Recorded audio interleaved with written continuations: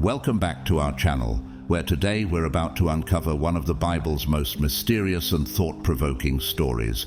What if I told you that a king, once at the peak of power and glory, was turned into an animal by the hand of God? Yes, you heard that right.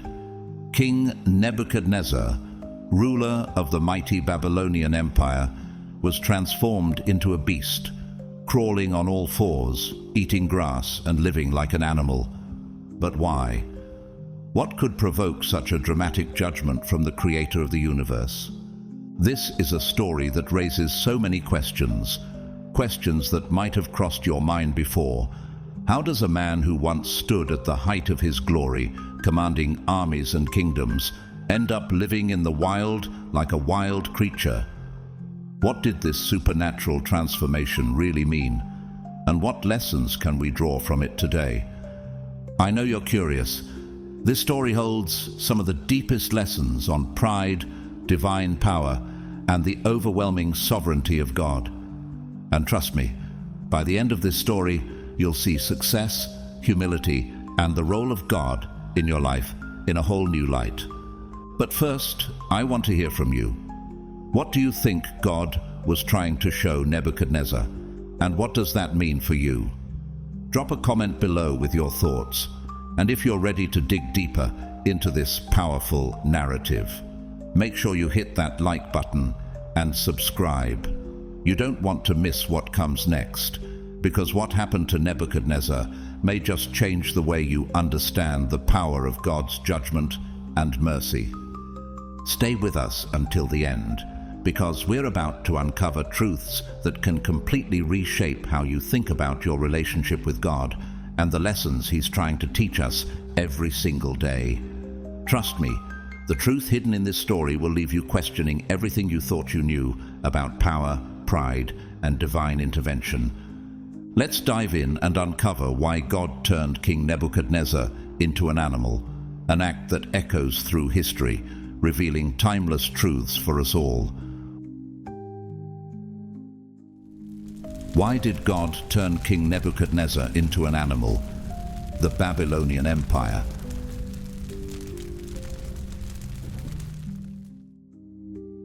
King Nebuchadnezzar II, a name that resonates with both power and mystery, was no ordinary ruler. Have you ever wondered what it's like to be at the helm of the most powerful empire of the ancient world? Nebuchadnezzar's reign, lasting from 605 to 562 BC, marks the zenith of Babylon's glory. During his rule, the kingdom wasn't just a political entity. It was a symbol of strength, wealth, and artistic grandeur. But how did this king, who commanded so much, find himself in the clutches of divine transformation? Babylon, under Nebuchadnezzar, was known for its magnificent wealth, military might, and awe-inspiring architecture. Perhaps the most renowned of his achievements was the construction of the Hanging Gardens of Babylon. Can you imagine a lush, green paradise rising in the heart of a desert, a monument to the king's splendor and vision? Though historians still debate its existence, the legend alone speaks volumes about the luxury and opulence that defined his reign. The gardens were said to be an oasis, an architectural wonder, a symbol of what Nebuchadnezzar had accomplished. But was it only the gardens that made his empire grand? Or was there something deeper to the king's legacy? In addition to his architectural feats, Nebuchadnezzar was a brilliant military strategist. He conquered vast territories, extending Babylon's influence to nearly every corner of the ancient world. His victories were numerous, but one in particular would leave a lasting impact on biblical history: his conquest of Judah, the kingdom of God's chosen people. In 586 BC, he led the siege and destruction of Jerusalem. How did this king, revered by many, come to destroy the sacred city of God's people? What was it about this moment that made it a fulfillment of God's prophecy? The fall of Jerusalem was a devastating event for the Israelites, one that saw the city's walls crumbled and the glorious Temple of Solomon reduced to ash. Nebuchadnezzar didn't just conquer a city, he brought about the Babylonian exile, forcing the Israelites into captivity. The loss was more than a political defeat. It was the fulfillment of God's warning to the people for their disobedience. Was this king's conquest a sign of divine judgment? Could it be that Nebuchadnezzar's victories were actually part of God's plan for his people? But Nebuchadnezzar's story doesn't end with his victories.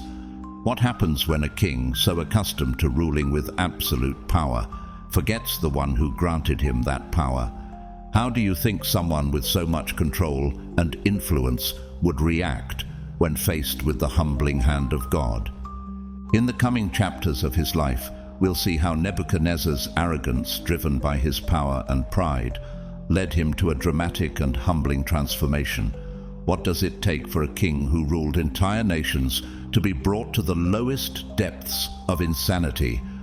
Could it be that his downfall was not a punishment, but a lesson for all who forget that even the greatest of kings answer to a higher power?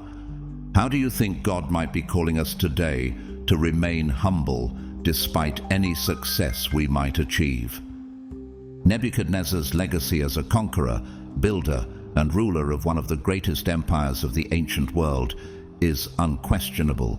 He was a central figure, a man whose name reverberated through the lands he ruled. Yet, as mighty as he was, it was his relationship with the God of Israel that would set him apart in the biblical narrative. Have you ever considered how a king of such immense power could find his story so deeply intertwined with the God of a people he conquered? What would it be like to be confronted by a higher power, especially when you've spent your life believing that you were the one who held all the authority? Despite being a pagan king who worshipped many gods, Nebuchadnezzar's encounters with the true God, Israel's God, were profound. These interactions, at first strange and unsettling, began to shape the course of his life in ways that he could not have foreseen.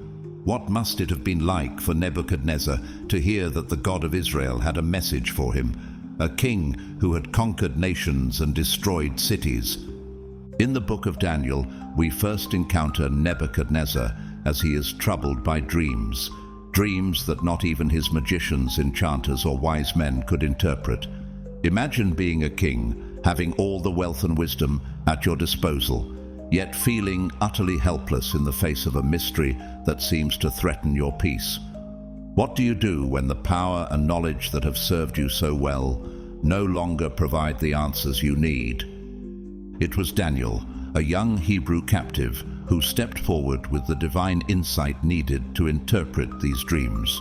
How could a captive, a man from a conquered nation, possess the wisdom that the mightiest of kings could not find?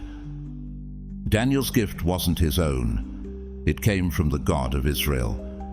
Daniel revealed the mysteries of the dream, showing the king a great statue made of different materials, each symbolizing different kingdoms that would rise and fall. In this moment, Nebuchadnezzar was confronted with a truth that he could not deny. The God of Israel had power beyond what he could ever imagine. In Daniel chapter 2, as the dream is interpreted, Daniel boldly tells the king, "Your Majesty, you are the King of kings. The God of heaven has given you dominion and power, and might and glory. In your hands he has placed all mankind and the beasts of the field and the birds in the sky. Wherever they live, he has made you ruler over them all. You are that head of gold."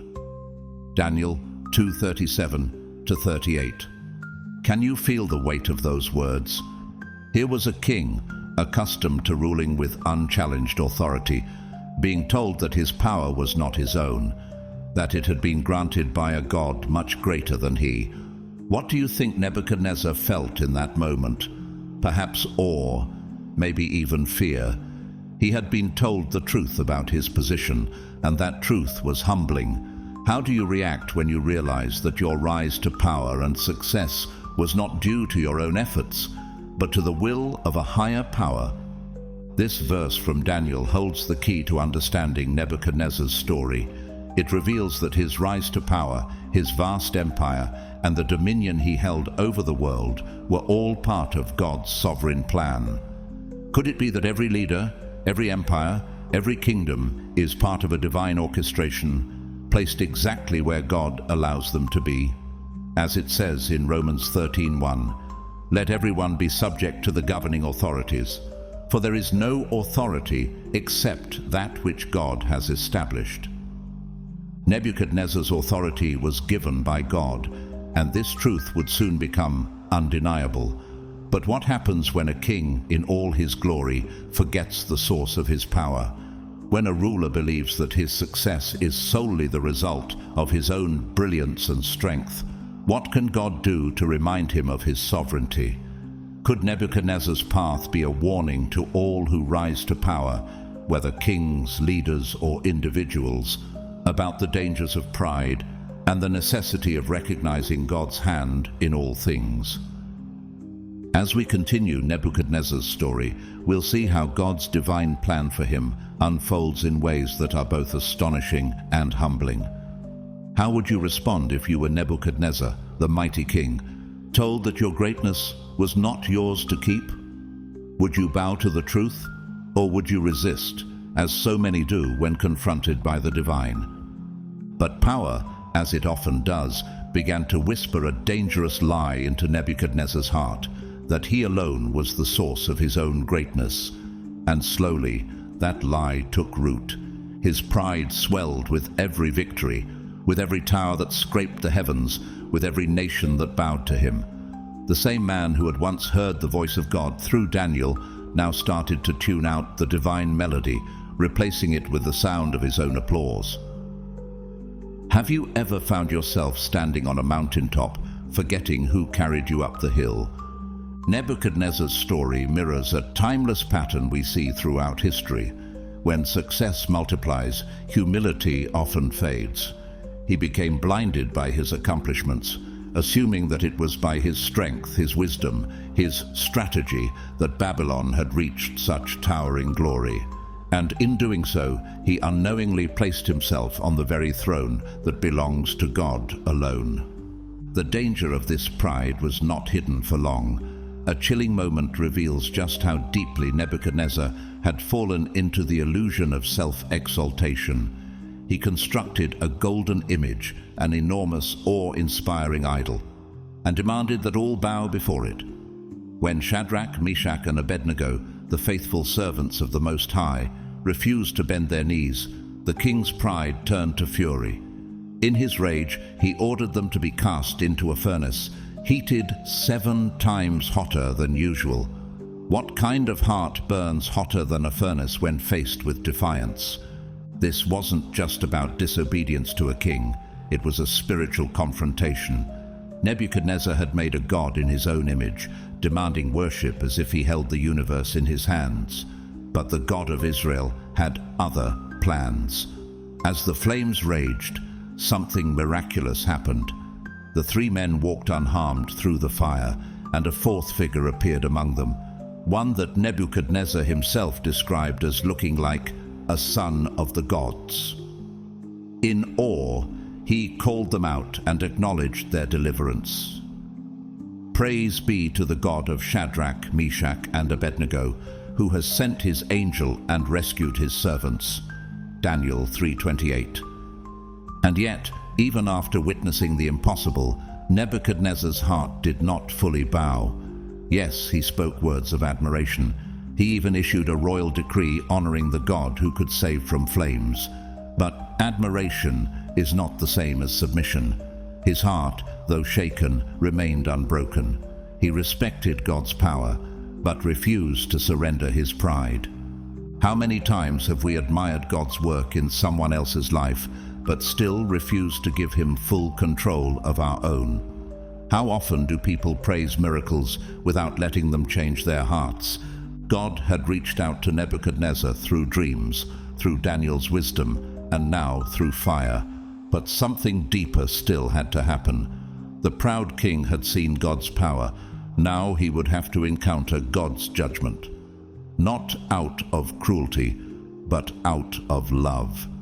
Because sometimes the only way to rescue a soul drowning in pride is to bring it to its knees. What would it take for a man like Nebuchadnezzar to finally let go of his throne? The answer lies just ahead, and it is unlike anything you would expect. Stay with this story, because the next chapter doesn't begin with a decree, but with a descent. Nebuchadnezzar had already tasted the mystery of heaven when Daniel interpreted his first dream, but what came next would pierce far deeper. This time, it wouldn't be about the fate of distant kingdoms. It would be a divine message aimed squarely at the king's own soul.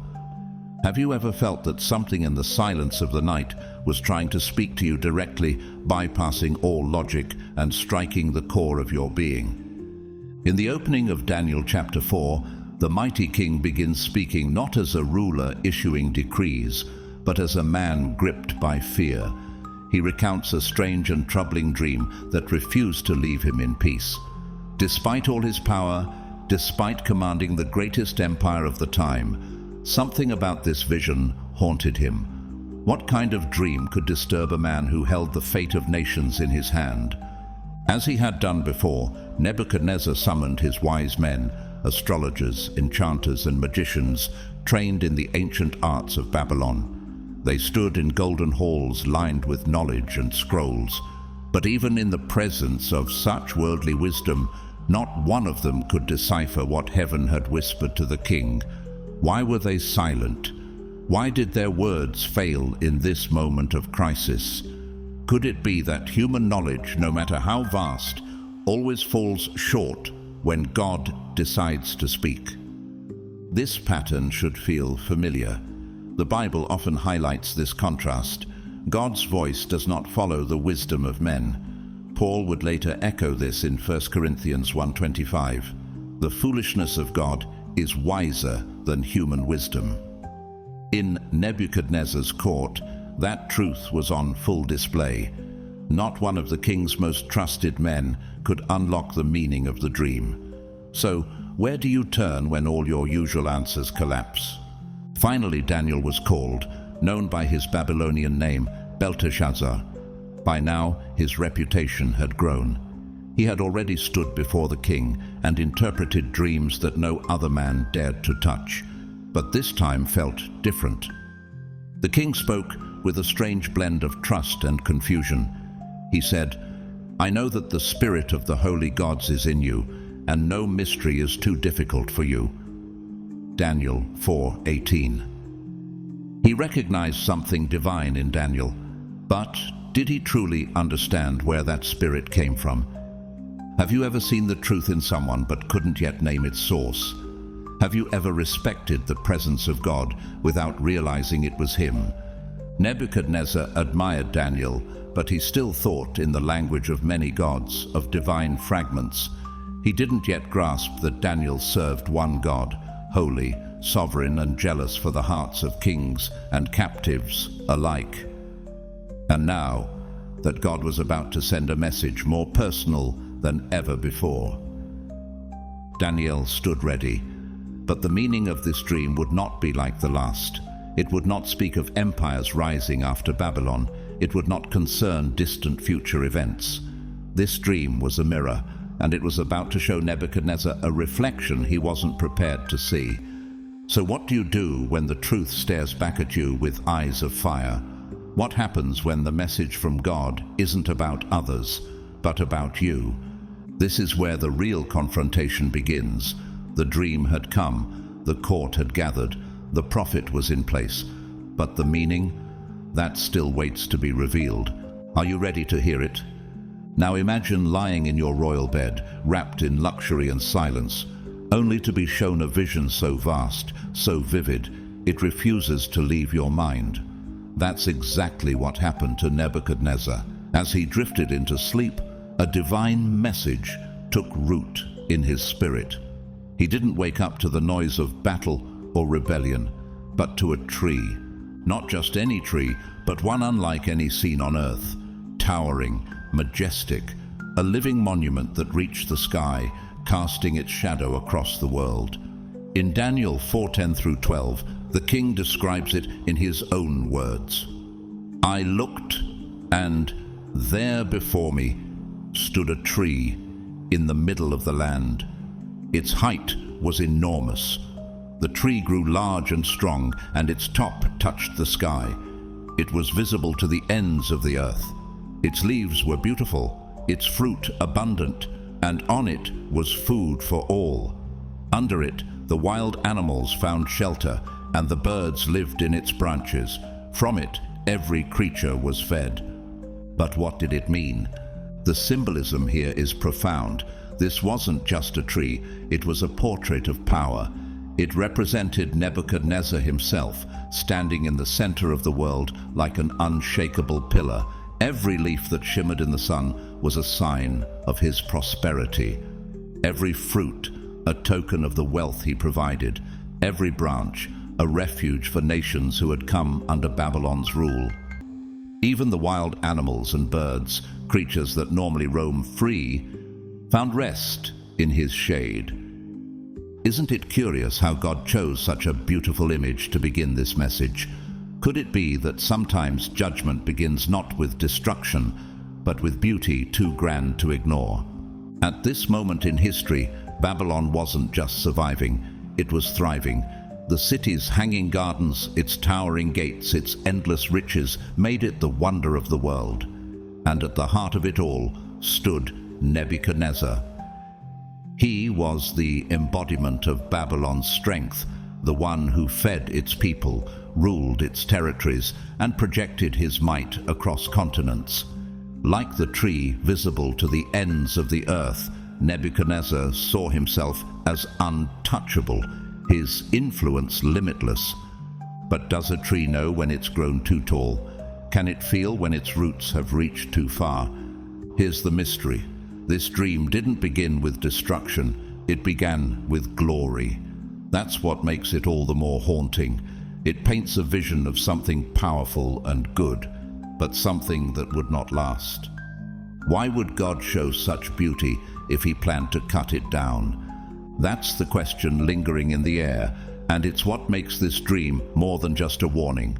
It's a revelation, a reflection, a reminder that what seems immovable to men is still completely within the reach of heaven. Have you ever built something so magnificent that you thought nothing could bring it down? Have you ever stood tall, unaware that the axe was already laid at the root? What Nebuchadnezzar didn't realize yet was that this glorious tree, his empire, his identity, his pride, was about to face a divine decree. And that's where the vision takes a sudden, chilling turn. What comes next will shake even the tallest tree to its core. The vision had begun in splendor, with a tree so mighty it seemed eternal. But suddenly the tone shifted. Nebuchadnezzar, still lying in the safety of his bed, found his dream pierced by a voice. Not just any voice, but one sent directly from heaven. In Daniel 4:13-14, the king recounts, "In the visions I saw while lying in bed, I looked, and there before me was a holy one, a messenger, coming down from heaven. He called in a loud voice, 'Cut down the tree and trim off its branches, strip off its leaves and scatter its fruit. Let the animals flee from under it and the birds from its branches.'" Can you picture the scene? One moment, the tree stands proud, offering shelter to the world. The next, a divine command echoes through the heavens. The branches that had once stretched like arms across empires are ordered to be trimmed. The lush leaves, symbols of prosperity, are stripped away. The fruit, once abundant, is scattered to the winds. And all who once depended on it, creatures of every kind, flee in fear.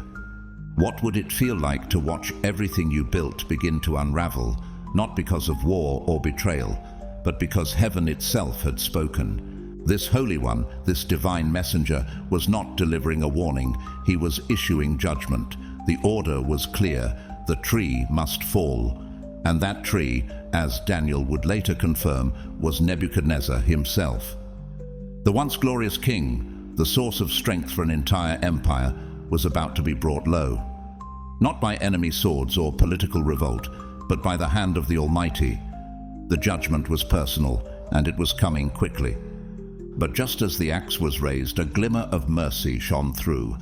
In Daniel 4:14, we hear a surprising instruction, "But let the stump and its roots bound with iron and bronze remain in the ground, in the grass of the field." Why leave the stump? Why not destroy it completely? This small detail is loaded with meaning. Though the tree would fall, its roots would remain. God was not erasing Nebuchadnezzar, he was humbling him. The iron and bronze bindings suggest a controlled judgment, a fall that would not go beyond what God allowed. Even in his wrath, God was preserving a path to redemption. Have you ever felt stripped down, broken, but still strangely held? The mercy of God often works in ways that confuse human logic. He tears down not to destroy, but to rebuild. He removes crowns not out of cruelty, but to teach us who the true king is. Can you recognize this pattern in your own life? Have there been moments when God removed something you leaned on, only to reveal what your foundation truly was? This part of the dream reminds us that divine judgment always carries the seed of restoration, if we're willing to face the truth and bow in humility. Nebuchadnezzar's kingdom would tremble, his identity would be shattered, but his story wasn't over. The stump still lived, the roots still reached deep. God was making a statement not just to a king, but to every soul that exalts itself above the heavens. No throne is secure without submission to the one who reigns over all. And now, with the tree fallen and the stump bound, the stage was set for the final act of transformation. But how far would God go to turn the heart of a king? That we're about to find out. The throne room was likely silent when Daniel spoke, a silence so heavy it might have drowned the breath in every chest. The proudest king on earth had just heard the unthinkable, from a captive no less. Not only would his kingdom tremble, but he himself would fall into madness. The vision of the tree, once towering and beautiful, now had a terrifying face, and that face was his own. In Daniel 4:24-25, the prophet speaks with solemnity and fear. "This is the interpretation, Your Majesty, and this is the decree the Most High has issued against my lord the king. You will be driven away from people and will live with the wild animals. You will eat grass like the ox and be drenched with the dew of heaven. 7 times will pass by for you until you acknowledge that the Most High is sovereign over all kingdoms on earth and gives them to anyone he wishes." What must have flashed through Nebuchadnezzar's mind in that moment? A king, worshipped by nations, reduced to crawling on all fours, stripped of reason, dignity, and voice. Can you imagine hearing that your royal garments would be replaced by dew-soaked skin, your golden feasts by wild grass? This wasn't just judgment, it was a divine reckoning. The Most High wasn't punishing Nebuchadnezzar at random. No, this was a carefully crafted descent, tailor-made for a man who believed he was untouchable. Isn't it remarkable how God doesn't just judge what we do? He aims straight at the lie we believe most. Nebuchadnezzar's lie was pride. Pride in his empire, pride in his self-made image, pride in his control. But God was about to show him that dominion belongs not to men, but to heaven.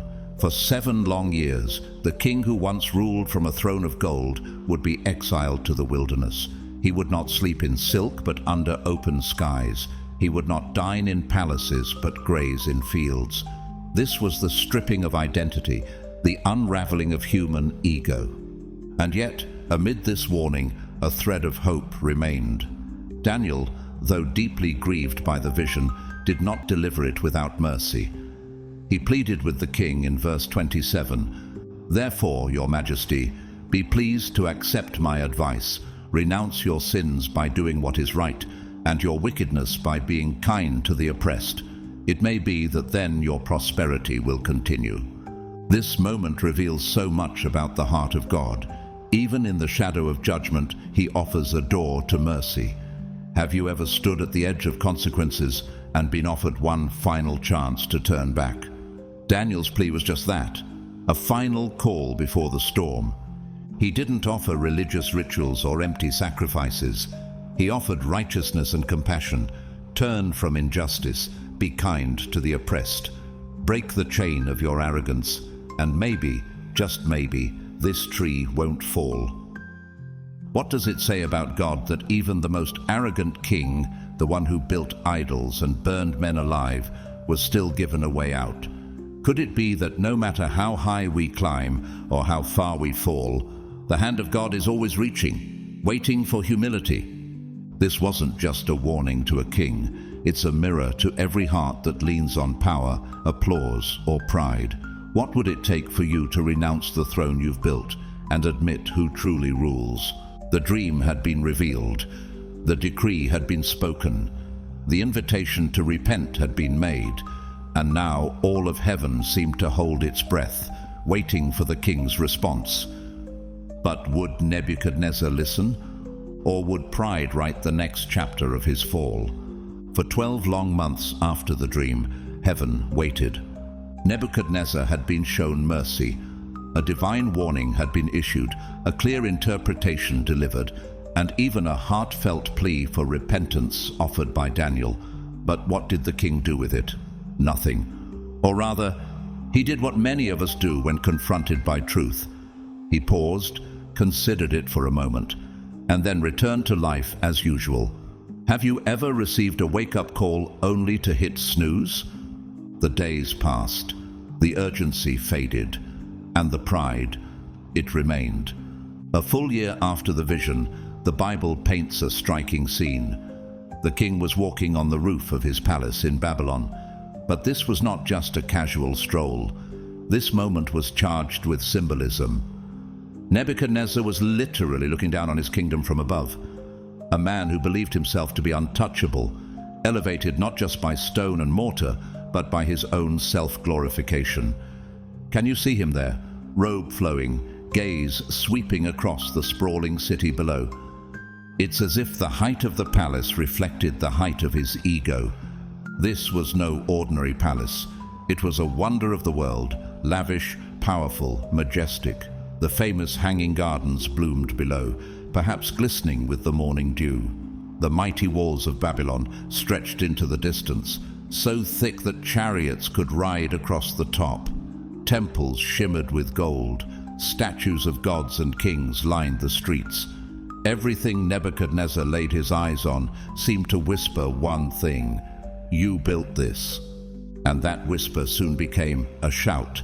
In Daniel 4:30, Nebuchadnezzar declared aloud, "Is not this the great Babylon I have built as the royal residence by my mighty power and for the glory of my majesty?" In that sentence, his heart was revealed in full. No mention of God, no gratitude, no humility, just, "I have built by my power for my glory." How often do we do the same, crediting our strength for the life we've built, the success we've achieved, the favor we've enjoyed, forgetting who truly made it possible? This wasn't simply a boast. It was a theological error, a rebellion in words, for a man who had been told explicitly that his power was a gift from heaven, Daniel 2:37 through 38, to now claim that power as his own creation was to deny the very truth God had shown him. Nebuchadnezzar had allowed his achievements to blind him. Babylon, the jewel of the ancient world, had become not just a city to govern, but an idol to worship. And the idol was not Marduk or Baal, it was himself.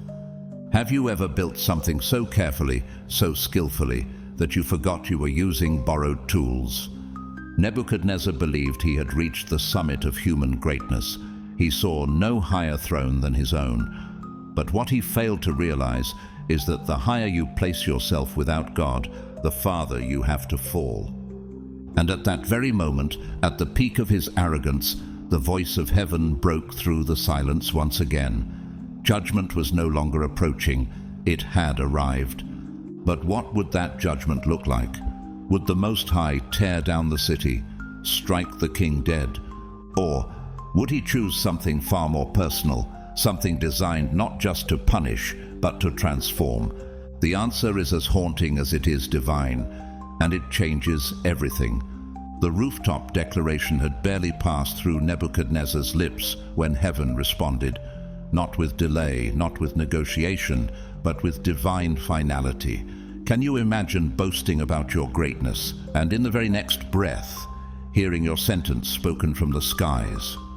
In Daniel 4:31-32, we're told, even as the words were on his lips, a voice came from heaven. This is what is decreed for you, King Nebuchadnezzar. Your royal authority has been taken from you. You will be driven away from people and will live with the wild animals. You will eat grass like the ox. 7 times will pass by for you until you acknowledge that the Most High is sovereign over all kingdoms on earth and gives them to anyone he wishes. No warning shot, no messenger, just the direct voice of judgment crashing into his prideful moment. Do you think he felt a chill in the air as the words thundered down? Did the golden city around him seem to dim in that instant? The judgment was not just about removing his title. God dismantled him completely. His mind fractured, his human dignity vanished. The mighty king of Babylon was immediately cast out, no longer among men, no longer on a throne, no longer clothed in royal garments. The transformation was sudden and total. The voice from heaven did not merely declare punishment, it executed it on the spot. And what was the form of this punishment? Madness, isolation, dehumanization. Nebuchadnezzar, who had once ruled nations with iron and gold, now wandered fields like a wild beast. You will eat grass like the ox, the voice said, and so he did. He was drenched with the dew of heaven, no longer protected by marble halls or silk canopies. His hair grew long and matted like eagle's feathers, his fingernails twisted and hardened like the claws of a bird. Daniel 4:33. Can you picture it? A man who once sat on the highest throne, now crawling in the dirt, ruled by instinct instead of reason. Why would God choose such a humiliating form of judgment? Because this was not just about power, it was about perception. Nebuchadnezzar had to see himself as he truly was, a man, not a god, mortal, not sovereign, temporary, not eternal. Have you ever experienced a moment so humbling it shattered the way you saw yourself? Pride is more than arrogance. It is blindness. It convinces us that we are the source, the center, the strength. And God, in his mercy, will sometimes go to great lengths to tear that illusion down, not to destroy us, but to deliver us. Nebuchadnezzar's fall was not the end. It was the beginning of clarity. For 7 times, a period widely understood as 7 years, he lived like this. 7 years away from civilization, 7 years of silence, of dew and dirt, of being ignored by the very empire he once ruled. But why 7? The number 7 in the Bible often symbolizes completeness, divine order. Could it be that this long season was the exact amount of time needed to fully break the chains of pride? Each day was a chisel to his ego. Each sunrise reminded him he no longer controlled time. Each blade of grass he chewed was a lesson in dependence. And through it all, heaven waited, not for his destruction, but for his surrender.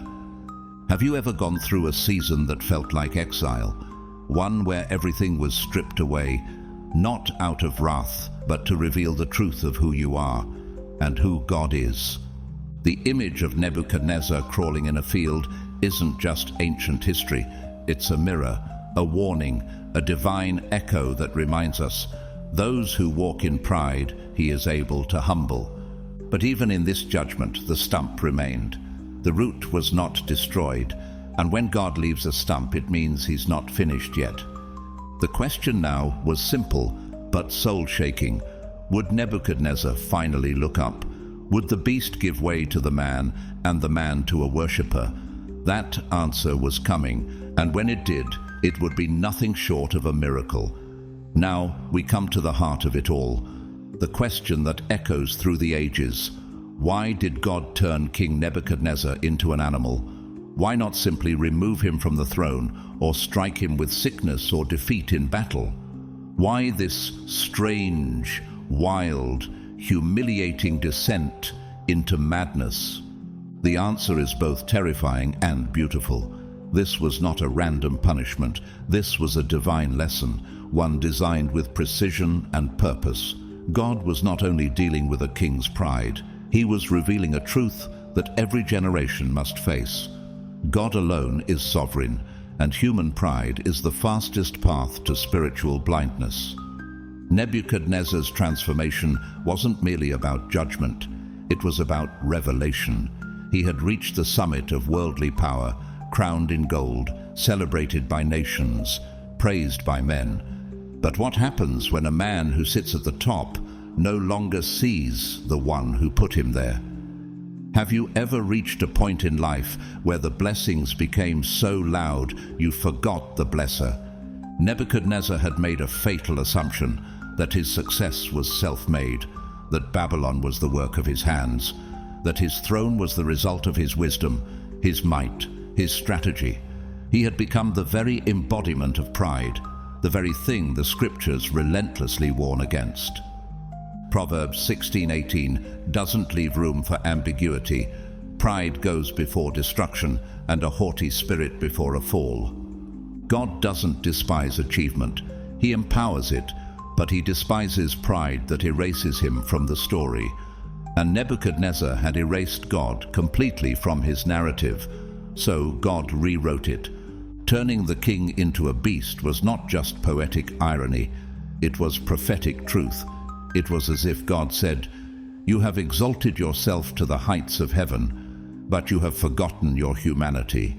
So now you will learn it, not in palaces, but in the wild."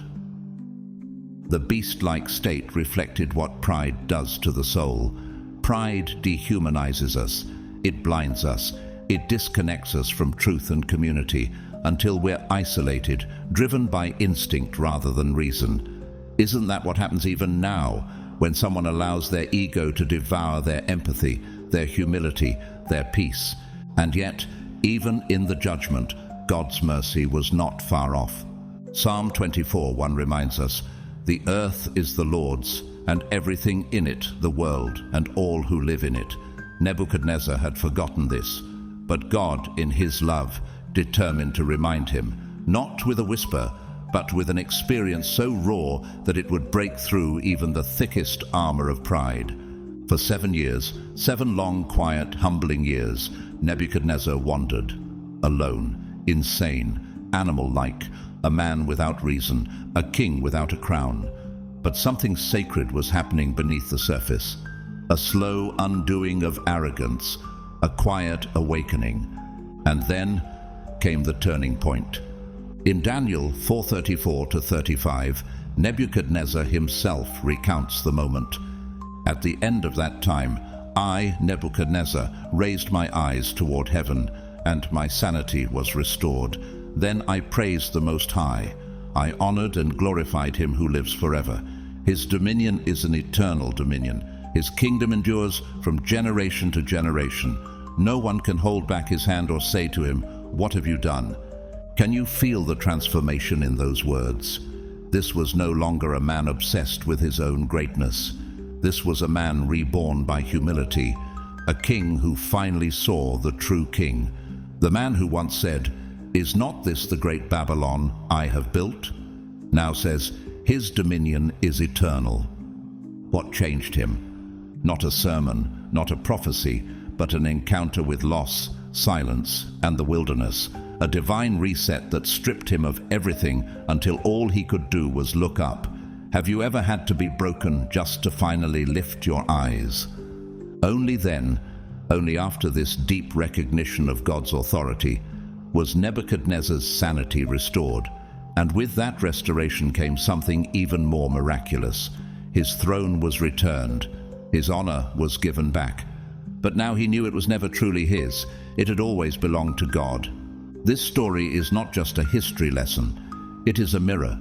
It asks us to examine our own hearts. Where have we taken credit that belongs to God? What blessings have we turned into monuments to ourselves? And more importantly, What might God be trying to teach us before pride writes our downfall? Nebuchadnezzar's beastly season ended the moment he acknowledged God's sovereignty. Your restoration might begin at the same place, when you raise your eyes to heaven and remember who truly reigns. Because even in judgment, God's goal was always redemption, and no one, not even the proudest king, is beyond his reach. And then, just like that, the wilderness season ended. After 7 long years of crawling in the dust, drenched by heaven's dew, stripped of his dignity and reason, something shifted. The moment Nebuchadnezzar lifted his eyes to heaven, everything changed. Sanity returned. Clarity broke through the fog. And with that clarity came something even more astonishing than his fall, his restoration. Nebuchadnezzar wasn't just healed in mind, he was restored in position.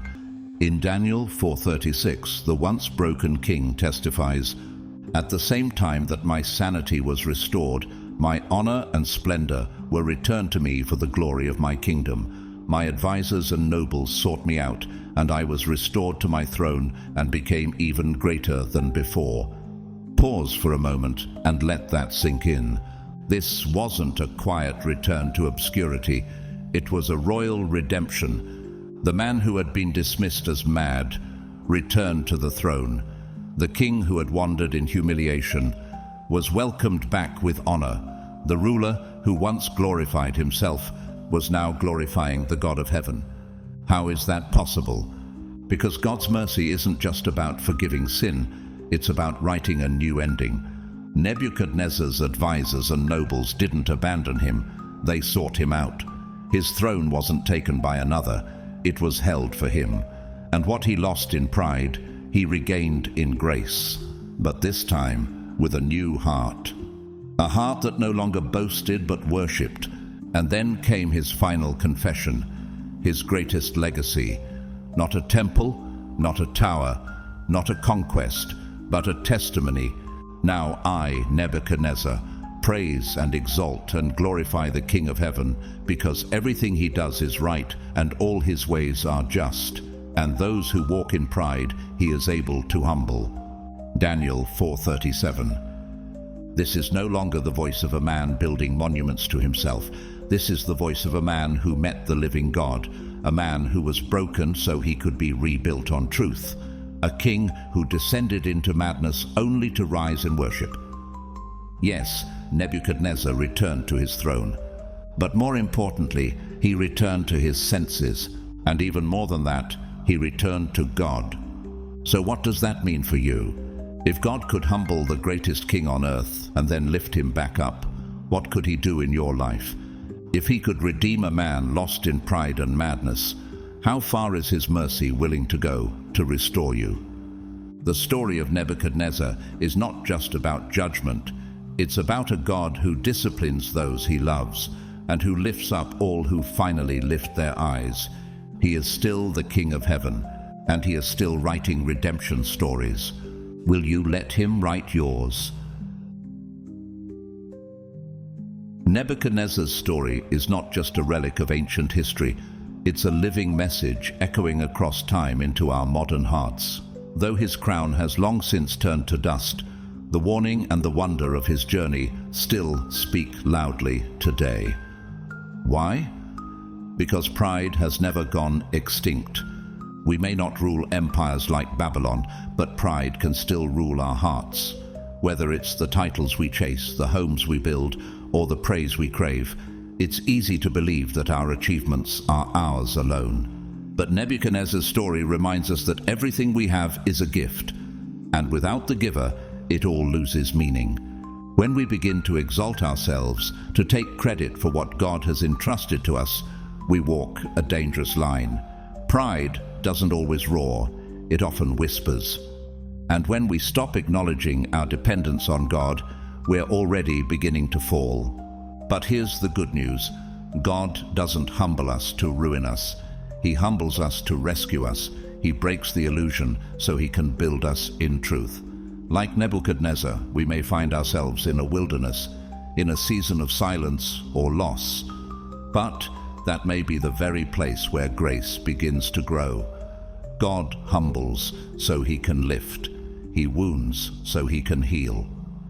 Nebuchadnezzar's fall was real, but so was his restoration. And in the end, his greatest act wasn't building Babylon. It was bowing before the King of Heaven. So what's the lesson for us?